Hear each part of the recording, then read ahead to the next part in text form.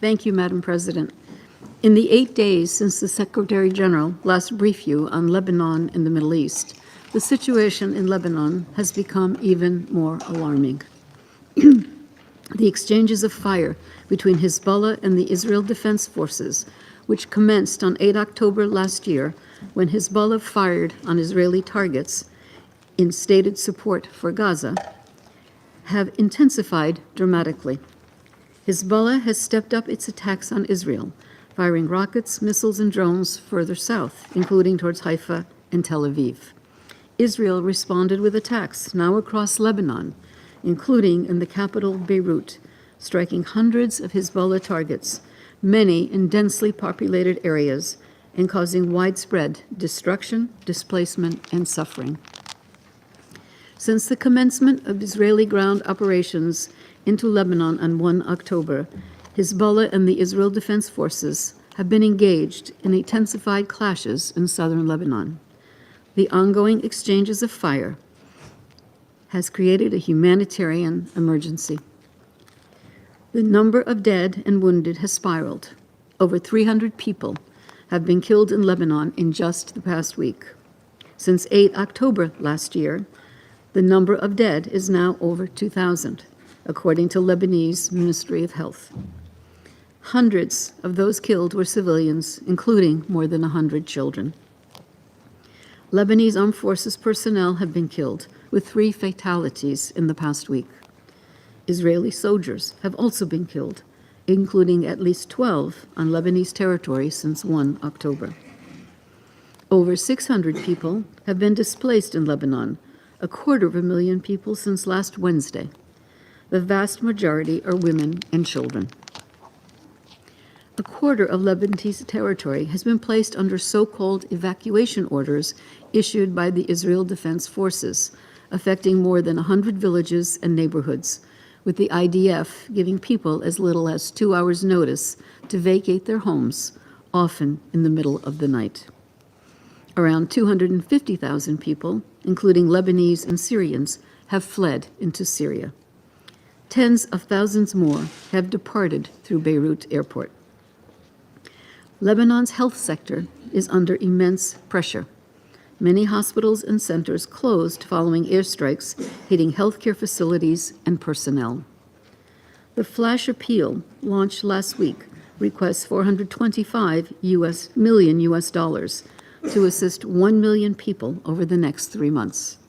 I urge member states to support this request, and I thank those of you who have already given or pledged aid.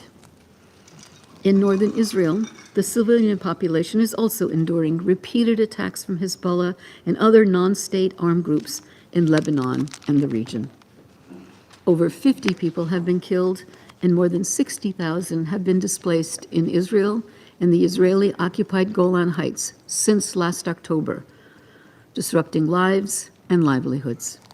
The devastating conflict in Lebanon, coupled with intensified strikes in Syria and the raging violence in Gaza and the occupied West Bank, points to a region dangerously teetering on the brink of an all-out war.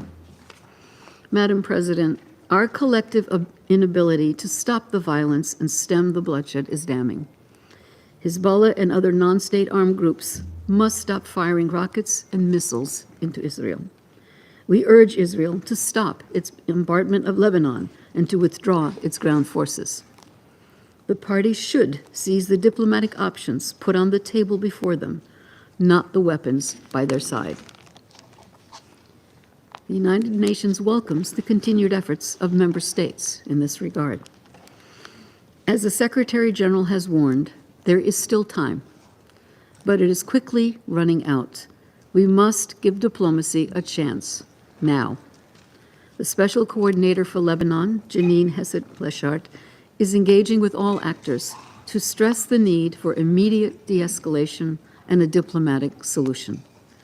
The parties must commit to a return to a cessation of hostilities and the full implementation of Security Council resolutions 1559 and 1701. The Lebanese state must have control over all weapons within its territory. We have seen what happens when it does not. The political impasse in Lebanon is approaching 2 years. At this time of crisis, I urge Lebanon's political leaders to take resolute steps towards addressing the vacuum. The state sovereignty and territorial integrity of both Lebanon and Israel must be respected. Obligations under international law, including international humanitarian law, must be upheld. In this regard, distinction must be made between civilians and fighters, and between civilian infrastructure and military objectives. Civilians and civilian infrastructure must not be targeted. Indiscriminate and disproportionate attacks must be avoided. Humanitarian personnel, medical workers, and journalists also must not be targeted. UN personnel, including the brave peacekeepers along the Blue Line and members of the UN family working under such dangerous conditions across Lebanon, must be protected.